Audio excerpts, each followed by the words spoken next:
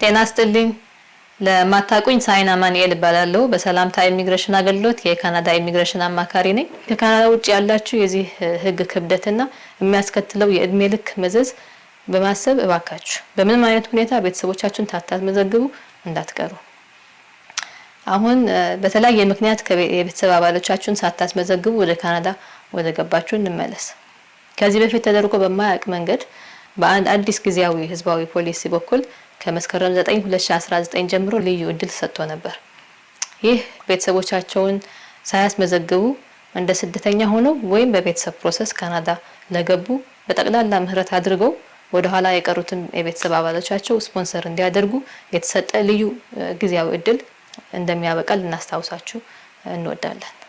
ይሄ ልዩ ጊዜያዊ ፕሮጀክት ተጠቅማችሁ በሰላምታ ኢሚግሬሽን በኩል ፕሮሰስ አድርገንላችሁ ከካናዳ ከቤተሰባችሁ ጋር የተቀላቀላችሁ የትዳር ጓደኞችና ልጆች እንኳን ደስ አላችሁ እንላችኋለን።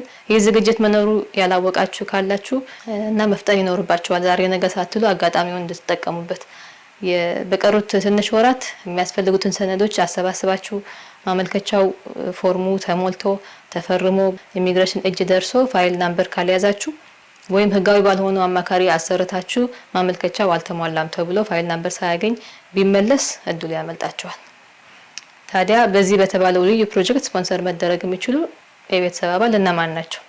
መጀመሪያ ስፖንሰሩ ራሱ ከመንግስት የማህበራዊ አገልግሎት ከዌልፌር ማለት ነው የገንዘብ ድጋፍ የማይቀበል መሆን አለበት እና ከወንጀል ደግሞ ነፃ የሆነ ሰው መሆን አለበት ስፖንሰሩ። ስፖንሰር መደረግ የሚችሉት ደግሞ የትዳር ጓደኛ በህጋዊ መንገድ ቢጋቡም ባይጋቡም ማለት ነው። በካናዳ ኢሚግሬሽን አሰራር ህጋዊ የጋብቻ ወረቀት ባይኖራቸውም ቢያንስ ለአንድ አመት አብሮ የኖሩ ጥንዶች ህጋዊ ጋብቻ እንዳላቸው ባለትዳሮች ስለሚቆጠሩ ማለት ነው። በእንግሊዘኛ ኮመን ሎው ፓርትነር የሚሉት።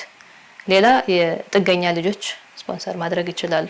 ጥገኛ ልጅ የሚባለው ከ22 አመት በታች ሆኖ ገና ያላገባ ማለት ነው። ከትዳር ውጭ የተወለደ ልጅ ካለው የህፃን ፕሮሰስ ውስጥ ይካተታል። የሰላምታ ኢሚግሬሽን ቢሮ እርዳታ ከፈለጋችሁ በካናዳ መንግስት በተሰጠን ፈቃድ መሰረት በተመጣጣኝ ክፍያ እናንተን በመወከል በማመልከቻችሁ ልናገዛችሁ እንችላለን። ቸር ይግጠመን።